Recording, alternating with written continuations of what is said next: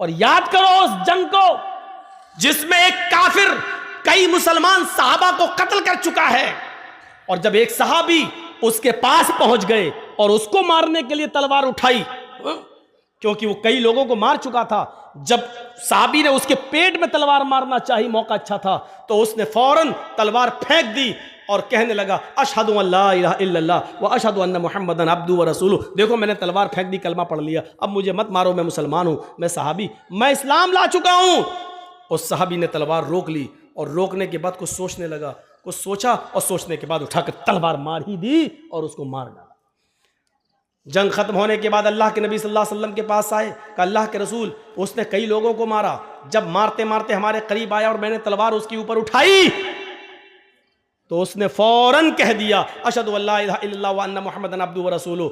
उसने तलवार फेंक दी थी, कहने लगा कि मैं इस्लाम ले आया, मुझे मत मारो, मैंने रोक लिया तलवार, लेकिन उसके बाद फिर मैंने तलवार मार दी, क्योंकि मैंने जान लिया था कि वो मौत के डर से कह रहा है। उसने देख लिया कि तलवार मेरे हाथ में, वो मौत से बचने के लिए कलमा पढ़ रहा है।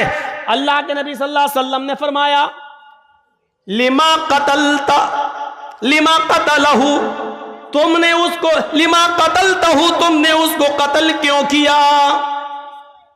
जब उसने कलमा पढ़ लिया था तो तुमने उसको कत्ल क्यों किया?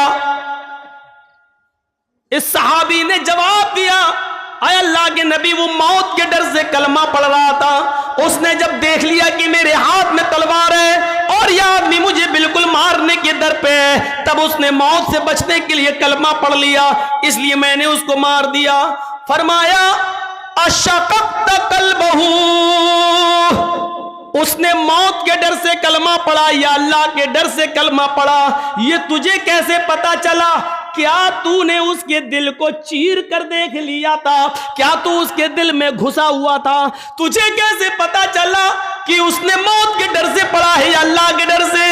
कल कयामत के दिन तू इस कलमे को क्या जवाब देगा? कल कयामत के दिन ये कलमा जब आएगा ला इलाहा इल्लल्लाह मुहम्मदुर रसूलुल्लाह, जब इसकी जबान से ये कलमा निकलते हुए आएगा तो तू इस कलमे को कल क्या जवाब देगा? कयामत के दिन तू इस कलमे को क्या जवाब देगा? इस कलमे की गर्दन का हाथ तेरे गरिबान पर होगा, तू इस कलमे को कल कयामत के दिन क्या जवाब देगा? मेरे भाइयों, इस हदीस से पता चलता है कि किसी भी कलमा गो मुसलमान को मारना, किसी मुसलमान को कत्ल करना कितना बड़ा जुर्म है। उस कयामत के दिन जिस आदमी को कत्ल किया गया है, मकतूल जिसको कत्ल किया गया है, कयामत के दिन अपने कातिल को ढूंढेगा, इधर उधर पूरे मैदाने महशर में ढूंढता फिरेगा। जब कातिल उसको नजर आ जाएगा तो ये उसके सर के बाल पकड़कर उसको खींचते हुए लाएगा और सीधे लाकर अल्लाह रब्बुल आलमीन के सामने लाकर खड़ा कर देगा। अल्लाह पूछेगा मेरे बंदे ये क्या है? वो कहेगा आय अल्लाह, ये मेरा, इसको मैं खींच कर तेरे सरबार में लाया हूं। आए मेरे परवरदिगार, आय अल्लाह, सल हाजा लिमा कतलनी, आज तू इससे सवाल करके इसने दुनिया में मुझे क्यों मारा था? आज इससे तू सवाल कर इसने दुनिया में मुझे क्यों कत्ल किया था? आज इससे तू पूछ इसने दुनिया में मुझे क्यों कत्ल किया था? मुझे कत्ल करने के बाद मेरी बीवी को बेवा किया था, मेरे बच्चों को यतीम किया था, इससे पूछ के मेरी बीवी का क्या कसूर था जो तूने उसको बेवा कर दिया? इससे पूछ के मेरे बच्चों का क्या कसूर था कि तूने उसको यतीम कर दिया? इससे पूछ कि मेरी बाप का, मेरी मां का क्या कसूर था कि तूने उससे उसकी औलाद छीन ली? वो रोते रहे। पूछ इससे, आय अल्लाह, ये मेरे सवाल का जवाब नहीं देगा, आज तेरे सवाल का जवाब देगा। सल हाजा लिमा कतलनी, इससे पूछ कि इसने दुनिया में मुझे क्यों मारा था, इसने दुनिया में मुझे क्यों कत्ल किया था? इस हदीस के होते हुए कितना बड़ा दिल और कितना बड़ा कलेजा है कातिलों का, ये सोचकर कि एक दिन उनको भी मरना है, ये सोचकर उनके दिल क्यों नहीं कांप जाते? कैसे नहीं मरेगा तो आदमी ऐसे मरेगा, मरना है। हाँ, यही वो अमल है जिसने तुम्हें जन्नत के करीब कर दिया है, बावुजू रहना। और जब भी वुजू टूटता, और याद रखिएगा वुजू उन्हीं चीजों से टूटता है जिन चीजों को अल्लाह के रसूल ने बयान कर दिया है। मा अखरज मिनस सबीलैन, पेशाब और पायखाने के रास्ते से किसी भी चीज़ के निकलने से वज़ू टूट जाता है। पेशाब करने से भी वज़ू टूट जाता है, लेटरिन करने से भी वज़ू टूट जाता है, हवा के खारिज हो जाने से वज़ू टूट जाता है। इसी तरीके से गहरी नींद सो जाने से, सोकर उठने से वज़ू टूट जाता है। इसी तरीके से कै आ जाए, उल्टी आ जाए, उससे वज़ू टूट जाता है। इसी तरीके से आपकी नाक के नक्सीर फूट जाए तो उससे वज़ू टूट जाता है। इसके अलावा और चीज़ों से वज़ू नहीं टूटता, अगरचे वो गुनाही क्यों ना हो। मसलन कोई पूछता है कि मौलाना साहब मैं वज़ू बना के आया लेकिन नमाज खड़ी होने में थोड़ा टाइम है, अगर वज़ू की हालत में बीड़ी पी लूँ तो वज़ू टूट जाएगा या नहीं टूटेगा? तो सुन लो, बीड़ी पीने से वज़ू नहीं टूटता है, सिगरेट पीने से वज़ू नहीं टूटता है, लेकिन बीड़ी और सिगरेट के पीने का गुनाह आपको पड़ेगा। और बात खुलकर कह दूं, शराब पीने से भी वज़ू नहीं टूटेगा। हाँ, शराब पीने के बाद नशा इतना आया कि आपको होश ही नहीं है, तब आपका वज़ू टूट जाएगा, क्योंकि अब आपको होश नहीं है। वज़ू आपका तब टूटेगा, लेकिन शराब पीने से वज़ू नहीं टूटेगा, लेकिन शराब पीने का गुनाह पड़ेगा। इससे भी ज़्यादा खुल के कह दूं, माँ बहन की गालियाँ जो लोग दे देते हैं वज़ू की हालत में, गाली देने से भी वज़ू नहीं टूटेगा, क्योंकि शरीयत ने वज़ू टूटने की जो शराइत बताई हैं उनमें गाली देना शामिल नहीं है। गाली देने से भी वज़ू नहीं टूटेगा, लेकिन गाली देने का गुनाह पड़ेगा। हाँ, ऊंट का गोश्त खाने से वज़ू टूट जाएगा। सारी कोई भी चीज़ खाइए, किसी भी चीज़ के खाने से वज़ू नहीं टूटेगा, लेकिन ऊंट का गोश्त खाने से वज़ू टूट जाएगा। यह हदीस है। क्यों टूटेगा मसलहत नहीं मालूम है, लेकिन बाज़ उलमा ने लिखा है, शारहीन हदीस ने लिखा है, चूंकि ऊंट बहुत गर्म होता है और गर्म चीज़ खाने के बाद उसकी गर्मी को ख़त्म करने के लिए पानी की ज़रूरत पड़ती है, इसलिए वज़ू बताया है। लेकिन ये मसलहत ऐसे ही लोगों ने बता दी है, इसकी कोई दलील नहीं है। जहाँ तक मेरा अपना इल्मी नाक़िस इल्म का तकाजा है, मैं कह सकता हूँ कि वज़ू के टूटने की शायद ये वजह हो सकती है कि ऊँटों के ऊपर जिन्नात का साया ज़्यादा होता है। ऊँट के ऊपर अक्सर जिन्नात का साया ज़्यादा होता है, और जिन्नात आग से पैदा होते हैं, इसलिए आग को बुझाने के लिए पानी की ज़रूरत पड़ती है। इसलिए ऊँट को खाकर, उसका गोश्त खाकर कहीं ऊंट के ऊपर जो सवार जिन्नात, उसका असर आपके ऊपर ना आ जाए, इसलिए उस जिन्नात के असर को ख़त्म करने के लिए वज़ू की ज़रूरत है। वज़ू बना लेंगे तो असर ख़त्म हो जाएगा, शायद इसलिए वज़ू बताया हो। लेकिन वजह कुछ भी हो, सच ये है कि ऊंट का गोश्त खाने से वज़ू टूट जाता है। हमें वज़ू बनाना है ऊंट का गोश्त खाकर। मसलन हम बावुज़ू हैं, किसी ने ऊंट का गोश्त दे दिया, हमने खा लिया, अब हमारा वज़ू नहीं रहा, अब हमें नमाज पढ़ना है तो वज़ू बनाना पड़ेगा। मसलहत कुछ भी हो, हमें यह हुक्म मानना है, क्योंकि जनाब मोहम्मद रसूलुल्लाह सल्लल्लाहु अलैहि वसल्लम ने फरमाया है। तो यह मुर्गी खाइए, बकरी खाइए, गाय खाइए, भैंस खाइए, जितने हलाल जानवर खाइए, बावुज़ू है, आपका वज़ू नहीं टूटेगा। लेकिन ऊंट का गोश्त खाएंगे, उसके बाद वज़ू आपका टूट जाएगा। और चीज़ों से वज़ू नहीं टूटेगा। गाली आप दे रहे हैं, नहीं टूटेगा वज़ू, लेकिन हाँ, गाली देने का गुनाह पड़ेगा। अब सवाल ये कि हमने किसी को गाली दी, तेरी माँ का तेरी, अब गाली देने के बाद वज़ू है ही, अब हम नमाज पढ़ने जाएं, हाँ जा सकते हो। मौलाना साहब गाली दी तो अब क्या करोगे? गाली दी तो दोबारा वज़ू बनाओगे? गाली देने से वज़ू थोड़ी टूटा, वो तो गुनाह तेरा लिख गया है। बाएं हाथ के कांधे पर जो फरिश्ता है उसने लिख लिया तेरा गुनाह। अब तुम जाओ, अल्लाहु अकबर कहो, नमाज पढ़ो, अब उसमें दुआ तो आएगी, औज़ु बिल्लाहि मिनश शैतानिर रजीम बिस्मिल्लाहिर रहमानिर रहीम। भाई सुभानक अल्लाहुम्मा पढ़ोगे तो उसमें पढ़ोगे ना, वला इलाहा गैरुक औज़ु बिल्लाहि मिनश शैतानिर रजीम बिस्मिल्लाहिर रहमानिर रहीम अल्हम्दुलिल्लाहि रब्बिल आलमीन अर्रहमानिर रहीम। अल्लाहुम्मा बाइद पढ़ोगे तब भी अल्लाहुम्मा बाइद बैनी व बैन खताया कमा बाअदत बैनल मशरिक़ि वल मग़रिब अल्लाहुम्मा नक़्क़िनी मिनल खताया कमा युनक़्क़ा थौबुल अबयज़ मिनद दन्स। ये पूरी दुआ पढ़ोगे, उसके बाद पढ़ोगे औज़ु बिल्लाहि मिनश शैतानिर रजीम बिस्मिल्लाहिर रहमानिर रहीम। जहां आपने गाली दी, औज़ु बिल्लाहि मिनश शैतानिर रजीम पढ़ने के बाद आपने उस असर को खत्म कर दिया, लेकिन गाली देने का गुनाह आपको पड़ेगा। तो मेरे भाइयों, इस बात को याद रखिएगा। मसले हैं ये छोटे छोटे, इनको अपने जहन में रखिएगा। हर हराम चीज नापाक नहीं होती है। मसला याद रखिएगा, हर हराम चीज नापाक नहीं होती है। मसलन हम नमाज पढ़ने के लिए जा रहे हैं, अचानक कोई आदमी शराब पी रहा और शराब की बोतल से शराब गिरी और मेरे कपड़ों पे गिर गई। अब शराब हमारे कपड़ों पे लगी हुई है, क्या इस शराब से हमारा कपड़ा नापाक हो जाएगा? क्या हम धोएंगे उसके बाद जाएंगे नमाज पढ़ने के लिए?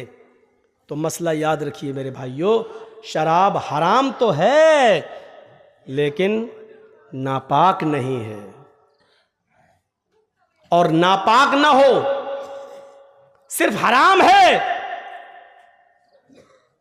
सिर्फ हराम है, यानी उसको आप पी नहीं सकते, उसका पीना हराम है, लेकिन कपड़े पे अगर आपकी गिर गई है और नमाज की जमात खड़ी है तो आप उसी कपड़े में नमाज पढ़ लीजिए, आपकी नमाज हो जाएगी। इसी तरीके से आपने किसी जानवर को ज़िबा किया, बकरे को या गाय को, और छुरी चलाते वक्त खून की छींटें आपके कपड़े पे आ गई, खून हराम तो है। इन्नमा हर्रमा अलैकुमुल मैतता वद्दम, अल्लाह ने खुद कहा तुम्हारे ऊपर मुर्दार हराम है, तुम्हारे ऊपर खून हराम है, तुम्हारे ऊपर लहमल खिंजीर, सूअर का गोश्त हराम है, हैं? कहा है, सुन लीजिए, खून हराम तो है, आप खून पी नहीं सकते हैं। खून जब आप निकालेंगे तो जम जाएगा, जमा हुआ खून आप चाकू से काट कर आग में भून कर खा नहीं सकते हो। महाराष्ट्र में, कोकण में बहुत से लोग खाते हैं, भैंस काटी, कोई भी कुत्ता काटा, कुछ भी काटा तो खूब ब्लड जो निकला उसको एक प्लेट में जमा किया, उसको जमाया, चाकू से काटा और पनीर की तरह हो जाता है वो, चाकू में लगाया, आग में भूना और खा रहे हैं उसको। तो खून खाना और खून पीना हराम है लेकिन नापाक नहीं है। नापाक की दलील चाहिए, नापाक नहीं है, हर हराम चीज नापाक नहीं होती है। कपड़े पे गिर जाए तो आप नमाज पढ़ सकते हैं, आपकी नमाज हो जाएगी। बहुत सी चीजें पाक होती हैं लेकिन गंदगी में शामिल हैं, गंदगी में शामिल है नाक। नाक क्या है? कोई आदमी नाक चाट लेगा? नहीं, लेकिन पाक है। अगर नमाज की हालत में हम छीके हूं और पूरी भर गई नाक, तब आप क्या करेंगे?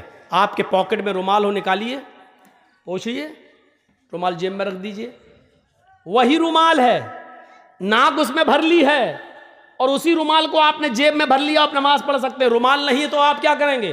कुर्ता उठाइए, कुर्ते में पोंछ लीजिए, क्योंकि आपके नाक पे लगी हुई है। क्या करेंगे आप? कुर्ता उठाइए, पोंछ लीजिए और आप उसी में नमाज पढ़ेंगे।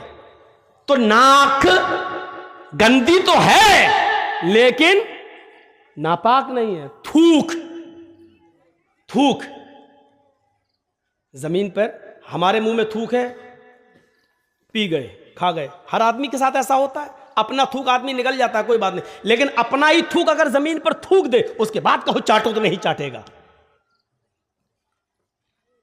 हम खांसे बलगम आ गया, अब बलगम क्या करे? रुमाल नहीं है, दामन में पोंछ लिया, नमाज पढ़ रहे हैं। ये गंदा तो है लेकिन नापाक नहीं है। याद रखिए, हर हराम चीज नापाक नहीं होती है। कुत्ता हराम भी है और नापाक भी है। देख रहे हैं, कुत्ता हराम भी है और नापाक भी है। आप कुत्ता काट कर नहीं खा सकते हैं क्योंकि वो हराम है और नापाक भी है। अगर कुत्ता हमारे बर्तन में मुंह डाल दे तो उस बर्तन को 7 मरतबा धुलना पड़ेगा। पहली मरतबा मिट्टी से या आखिरी बार मिट्टी से। अब आजकल मिट्टी नहीं है, साबुन सर्फ वगैरह है, तो उसको एक बार सर्फ से भी धुलना पड़ेगा। 7 बार बर्तन को धुलना है, पहली बार या आखिरी बार सर्फ से या मिट्टी से उसको धुल लीजिए। देखिए, कुत्ता नापाक भी है और हराम भी है, लेकिन बिल्ली हराम है लेकिन नापाक नहीं है। गोश्त दोनों का हराम है। देख रहे हैं आप, ना आप कुत्ता खा सकते हैं ना आप बिल्ली खा सकते हैं, लेकिन एक चीज हराम के साथ साथ नापाक भी है और दूसरी चीज हराम तो है लेकिन नापाक नहीं है। अल्लाह के रसूल ने बिल्ली को काटना और ज़िबा करके उसका गोश्त खाना हराम बताया है, लेकिन जब अल्लाह के नबी वुजू बनाते थे तो बिल्ली आपके पास चली आती थी। आप जिस लोटे से वुजू बना रहे हैं पानी से, बिल्ली की जबान निकली, आप उसी लोटे को टेढ़ा कर देते थे, बिल्ली उसी लोटे से पानी पी लिया करती थी और बिल्ली के झूठे पानी से अल्लाह के रसूल वुजू बना लिया करते थे और वुजू बनाकर आप मस्जिद में नमाज भी पढ़ने जाते थे। कुत्ता नापाक इतना कि उसके झूठे को 7 बार धुलना पड़ रहा है, और बिल्ली हराम के साथ साथ नापाक नहीं है, इतनी पाक कि उसका झूठा पानी अल्लाह के रसूल से वुजू बना के नमाज भी पढ़ने जा रहे हैं। तो याद रखिए, हर हराम चीज नापाक नहीं होती है।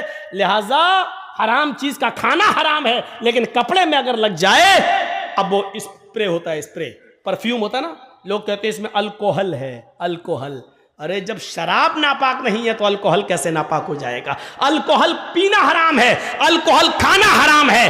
अल्कोहल की बोतल लाकर आप पिएंगे, ये हराम है, लेकिन अल्कोहल अगर कपड़े में लग जाए, खुशबू है, परफ्यूम में है, मारा स्प्रे और नमाज पढ़ने जा सकते हैं? हाँ जा सकते हो, उसमें अल्कोहल है, बना रहने दो अल्कोहल।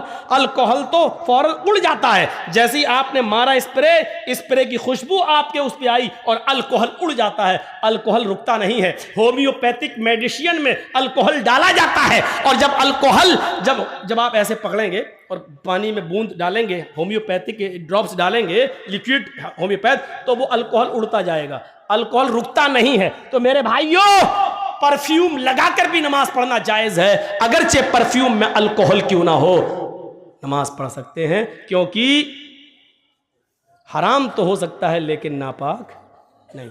अच्छा, अब लोग कहेंगे हराम तो है, हराम तो है, हराम चीज कपड़े पे लग जाए तो कैसे नमाज हो जाएगी? बिल्कुल ऐसे ही जैसे हजरत अबू हुरैरा बिल्ली को गोद में लेके नमाज पढ़ लेते थे। मैं पूछता हूं कि हराम है, फिर गोद में क्यों ले रहे हैं? हराम है, अल्लाह के नबी क्यों उठा रहे हैं? अच्छा, गधा क्या है? वो भी तो हराम है, लेकिन अल्लाह के रसूल गधे की पीठ पर बैठकर सवारी कर रहे हैं और चल रहे हैं। अगर गधा नापाक होता तो अल्लाह के रसूल सल्लल्लाहु अलैहि वसल्लम उस नापाक जानवर पर बैठकर सवारी नहीं करते। उसके जिस्म से निकलने वाले पसीने से अल्लाह के रसूल के कपड़े भी नापाक हो जाते, लेकिन अल्लाह के रसूल गधे की सवारी भी किया करते थे, सफर भी करते थे गधे पर बैठकर, और आकर आप उन्हीं कपड़ों में नमाज भी पढ़ते थे। अच्छा, सोना क्या है? सोना मर्द के लिए क्या है? सोना मर्द के लिए हराम है। आप सोने की अंगूठी नहीं पहन सकते हैं, आप सोने की चेन नहीं लगा सकते हैं, आप सोने की कोई चीज मर्द अपने जिस्म पर इस्तेमाल नहीं कर सकता है।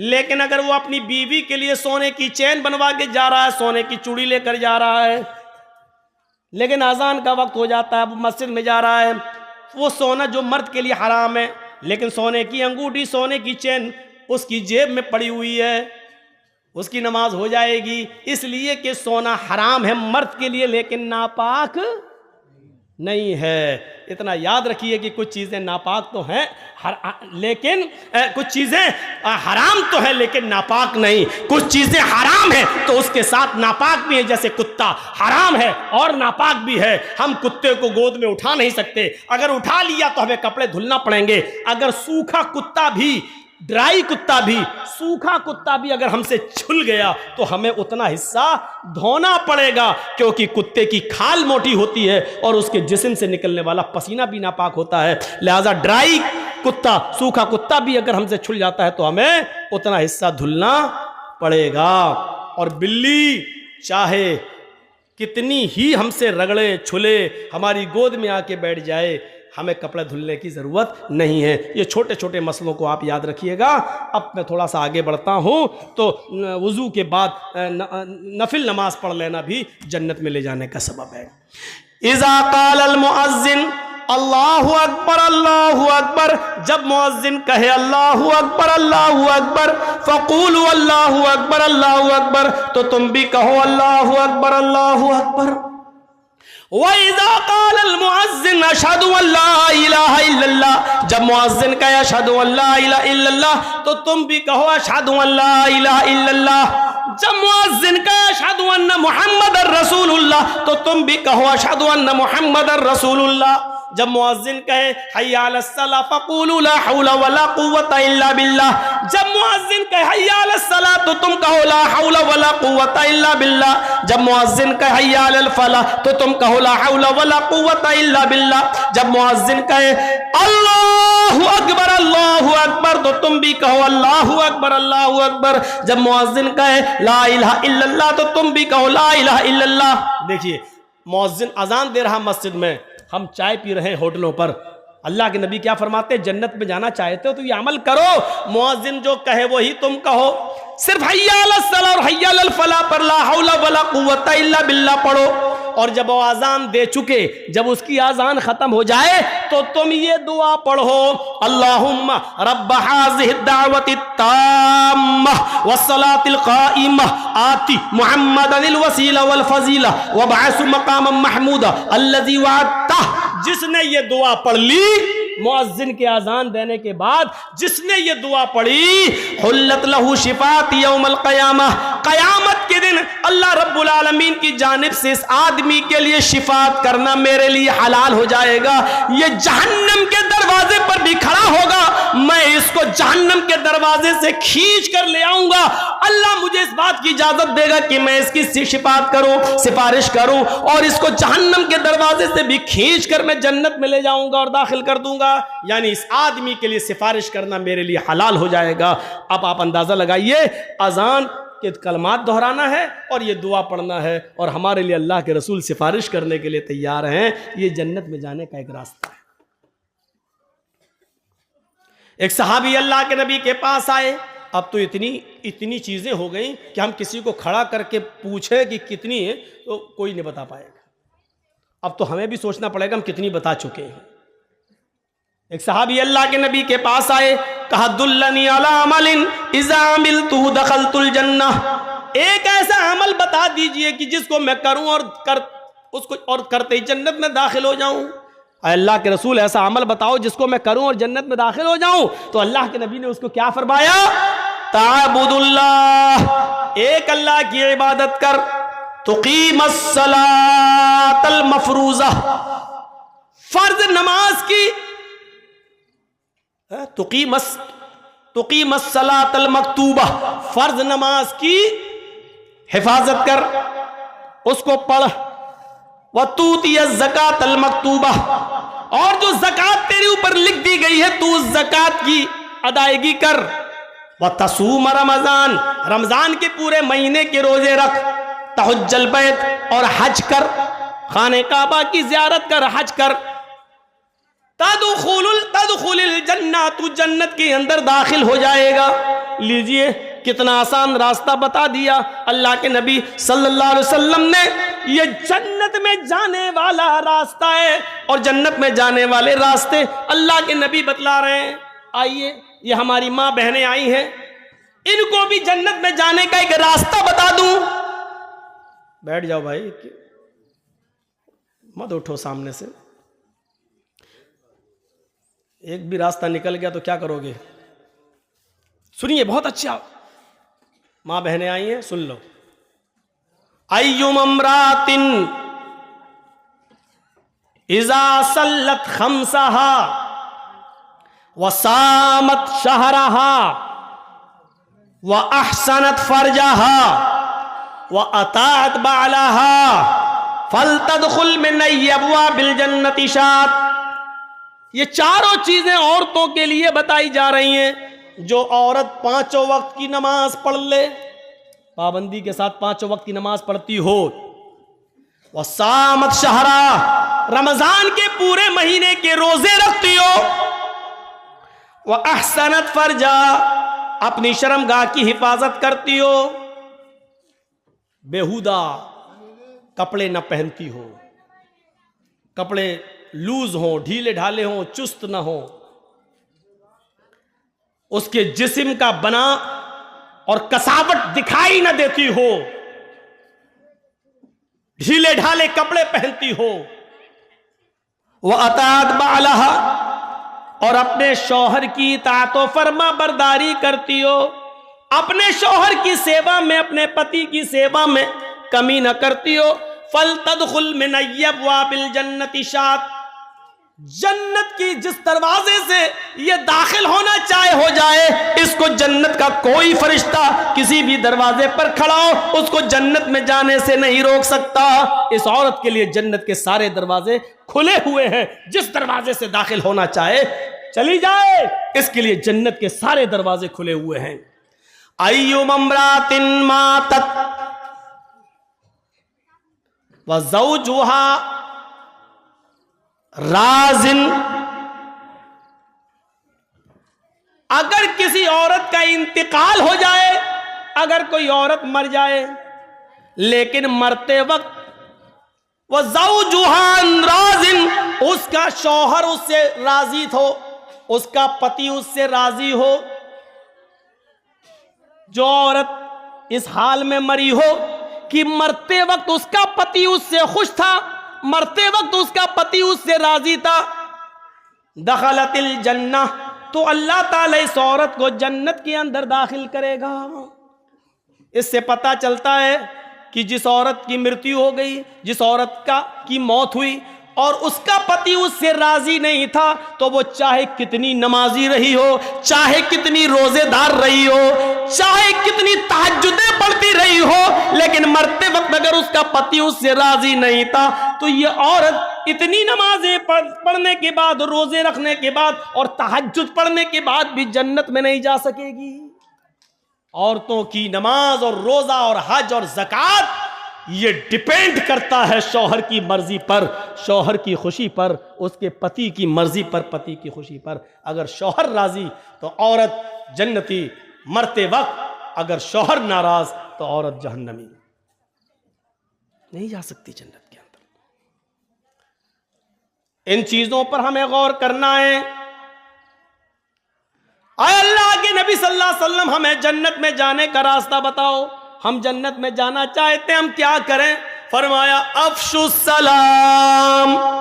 उड़ते बैठते चलते फिरते मोहल्ले में, गांव में, शहर में जो मिलता है, जानता हो या ना जानता हो, जानने वाले और अनजान हर आदमी से सलाम करते हुए जाओ, सलाम फैलाओ। सुनो जन्नत में जाने का अमल, अफ़शुस सलाम, सलाम फैलाओ। जा रहे हैं, आदमी है तो मुसलमान, है तो गांव का ही, लेकिन हम जानते नहीं कौन है, फिर भी उसको कहो सलाम वालेकुम। जानते हो उसको भी और ना जानते हो उसको भी, चाहे उससे तुम्हारा तारुफ हो या ना हो, लेकिन अगर तुम्हें इल्म है कि ये मुसलमान है तो उससे सलाम किया जाएगा। किसी काफिर को अस्सलाम वालेकुम नहीं कह सकते हो, किसी गैर मुस्लिम को अस्सलाम वालेकुम नहीं कह सकते हो। आधा वर्ष, हाँ ठीक है, हाँ ठीक ठीक ठीक, बहुत अच्छा, ठीक कैसे, ठीक है, हाँ भैया कैसे हो, ठीक है, आदाब आदाब आदाब, ये सब सही है, चलेगा, लेकिन अस्सलाम वालेकुम नहीं, क्योंकि काफिर दुआ का मुस्तहिक नहीं। तुम पर अल्लाह की सलामती हो, ये दुआ किसी काफिर को नहीं दी जा सकती। अब सलाम को आम करो, चाहे जानते हो या ना जानते हो, लेकिन होना चाहिए वो मोमिन मुसलमान। अस्सलाम वालेकुम। जरजीत साहब बहुत पहुंचे हुए मौलाना है, इंडिया नहीं वर्ल्ड में उनका नाम है, हम क्यों सलाम करें? ये आने वाला आदमी हम ही से सलाम करेगा। इस चीज को छोड़ो। अल्लाह तबारक व तआला, अल्लाह के नबी ने तकब्बुर को मिटा दिया। जानने अनजाने वाले सबको तुम सलाम करो। हाँ इतना जरूर है, छोटा बड़े को सलाम करे। छोटा युसल्लिमु सगीर अलल कबीर, छोटा बड़े से सलाम करे। अब छोटे आदमी को अकल नहीं है, नहीं बड़ा सलाम करा तो बड़ा भी सलाम कर सकता है। अल्लाह के रसूल तो बच्चों से भी सलाम करते थे।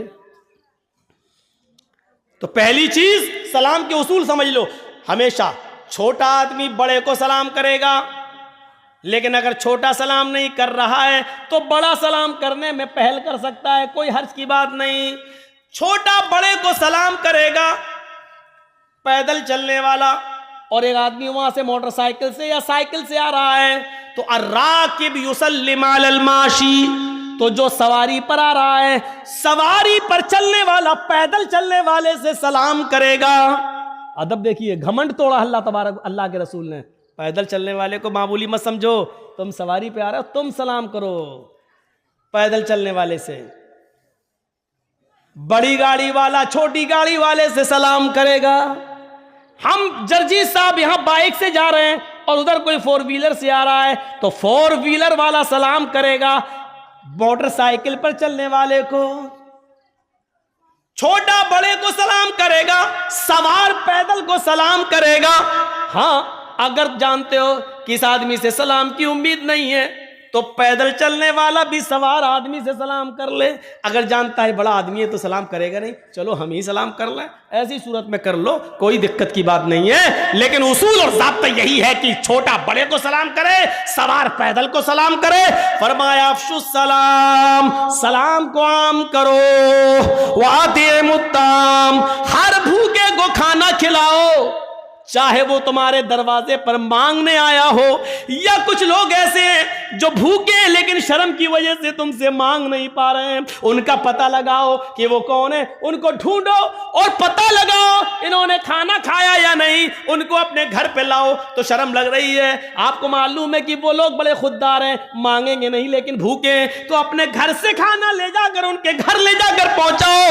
अतिमुत्ताम, भूखों को खाना खिलाओ, वसलुल अरहाम, रिश्तेदारियों को जोड़ो। आपको मालूम है ये मेरी खाला है, ये भांजा है, भांजा खाला से नाराज है, ये दोनों सगी बहनें आपस में नाराज हैं, ये फला गली का लड़का या फला हमारी गली के लड़के से नाराज है, ये रिश्तेदारियों में फर्क है। वसलुल अरहाम, तो तुम रिश्तेदारियों को जोड़ो, आपस में एक दूसरे के ताल्लुक को कायम करो। अल्लाह के नबी ने क्या जन्नत में जाने के उसूल और ज़ाब्ते बताए। अफ़शुस सलाम, सलाम फैलाओ, सलाम को आम करो, वअतिमुत्ताम, खाना खिलाओ भूखों को, चाहे वो मांगने वाले हो या बेचारे मारे शर्म के मांग न पा रहे हो, उनको खाना खिलाओ। वसलुल अरहाम, रिश्तेदारियों को जोड़ो, जो भी एक दूसरे से कटा हुआ है, ये समाज और समाज के सरदार की ड्यूटी है, समाज के जिम्मेदार की ड्यूटी है कि वो उनके आपस में झगड़े को खत्म करके उनको मिलाए। और चौथी चीज बताई, वक़ूमू बिल्लैली वन्नासु नियाम, लोगों जब सारी दुनिया ख्वाबे खरगोश में सो रही हो, जब सब खर्राटे लेकर मीठी मीठी नींद के मजे ले रहे हो और सब अपनी सख्त सर्दियों की रातों में अपने मुंह पर कंबल ढांक कर सो रहे हो, ऐसी ठंडी रात में उठकर वुजू बनाकर अपने घर के कोने में मुसल्ला बिछाकर अल्लाह की इबादत करो, क़याम करो, रात को जागो, नमाज पढ़ो, तहज्जुद पढ़ो और कुरान की तिलावत करो। वक़ूमू बिल्लैल, रात के किसी हिस्से में उठो, वन्नासु नियाम, उस वक्त जब लोग सो रहे हों, जब सारी दुनिया नींद के मीठी नींद के मजे ले रही हो, उस वक्त अपने रब को मनाओ, उसके सामने तौबा करो, इस्तिग़फ़ार करो, उठो नमाज पढ़ो, उठो इबादत करो, हाथ उठाओ, तौबा करो, इस्तिग़फ़ार करो, मग़फ़िरत मांगो, अपने आंखों से आंसुओं को गिराओ और रो रो कर अपने रब को मनाओ, रो रो कर अपने रब से तौबा करो। तुम ये चार काम अगर कर लोगे, अफ़शुस सलाम, फिर से सुनो, सलाम फैलाओ, वातिमुत्ताम, भूखे को खाना खिलाओ, रिश्तेदारियों को जोड़ो, और रात के तारीख हिस्से में जब पूरी दुनिया सो रही हो तो अकेले उठो और अल्लाह को याद करो, रो और गिड़गिड़ाओ। रात की तारीकी में कौन उठता है? रात में वही उठेगा जिसको घमंड नहीं होगा, क्योंकि वो जानता है सारी दुनिया सो रही है, उसके अंदर दिखावा नहीं होगा। मौलाना जर्जीस रात की तारीकी में मस्जिद में आके नमाज पढ़ें तो दिखावा हो सकता है कि लोगों को दिखाने जा रहे हैं कि देखो हम रात में तहज्जुद पढ़ते हैं, लेकिन घर के अंदर जब सारे लोग पूरा मोहल्ला सो रहा है, लेकिन घर